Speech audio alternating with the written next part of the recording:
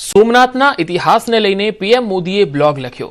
કહ્યું, સોમનાથ આપણા ભારતીયોના અદમ્ય સાહસની ગાથા છે.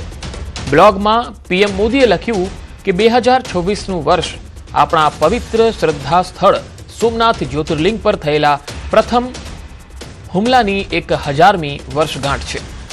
વારંવારના હુમલાઓ છતાં આપણું સોમનાથ મંદિર હજુ પણ અટલ ઊભું છે.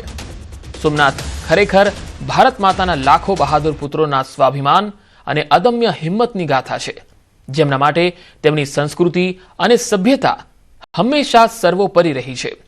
બ્લોગમાં પીએમ મોદીએ લખ્યું છે કે સોમનાથ આ શબ્દ સાંભળીને આપણા મન અને હૃદય ગર્વ અને શ્રદ્ધાથી ભરાઈ જાય છે. ભારતના પશ્ચિમ કિનારે પ્રભાસ પાટણ નામના સ્થળે ગુજરાતમાં સ્થિત સોમનાથ ભારતના આત્માનું શાશ્વત સ્વરૂપ છે. દ્વાદશ જ્યોતિર્લિંગ સ્તોત્રમાં ભારતના 12 જ્યોતિર્લિંગોનો ઉલ્લેખ છે.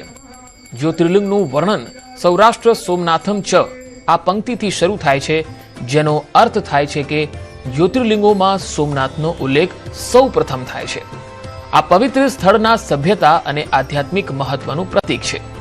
અનાદિકાળથી સોમનાથ જીવનના તમામ ક્ષેત્રના લોકોને જોડતું રહ્યું છે. સદીઓ પહેલા કલિકાલ યુગના સર્વજ્ઞ ઋષિ પૂજ્ય જૈન સાધુ હેમચંદ્રાચાર્ય અહીં આવ્યા હતા અને તેમની પ્રાર્થના પછી જ કહ્યું હોવાનું કહેવાય છે. આજે પણ દાદા સોમનાથના દર્શનથી એક સમાન લાગણી થાય છે. મન સ્થિર થઈ જાય છે અને કંઈક દિવ્ય અને અવ્યક્ત આત્માને ઊંડાણપૂર્વક સ્પર્શે છે. 1026માં પ્રથમ આક્રમણના 1000 વર્ષ પછી 2026માં પણ સોમનાથનો સમુદ્ર એ જ તીવ્રતાથી ગર્જના કરે છે અને કિનારા પર અથડાઈ રહેલા મોજા તેની સંપૂર્ણ વાર્તા કહે છે. તે મોજાઓની જેમ સોમનાથ વારંવાર ઉભરી આવ્યું છે. ભૂતકાળના આક્રમણકારો સમયની ધૂળ બની ગયા છે. તેમના નામ હવે વિનાશના પ્રતીકો તરીકે લેવામાં આવે છે. તેઓ ઇતિહાસના પાનાઓમાં ફક્ત ફૂટનોટ્સ છે, જ્યારે સોમનાથ હજુ પણ તેજસ્વી આશા ફેલાવતું ઊભું છે.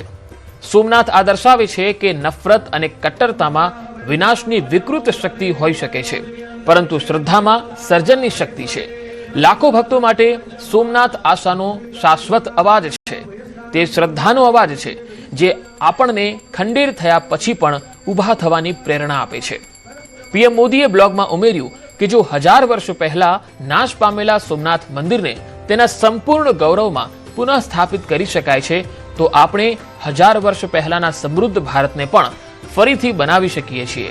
ચાલો આ પ્રેરણા સાથે આગળ વધીએ, એક નવા સંકલ્પ સાથે, એક વિકસિત ભારત બનાવવા માટે, એક એવું ભારત જેનું સભ્યતાનું જ્ઞાન આપણને વૈશ્વિક કલ્યાણ માટે સતત પ્રયત્નશીલ રહેવા માટે પ્રેરણા આપે છે.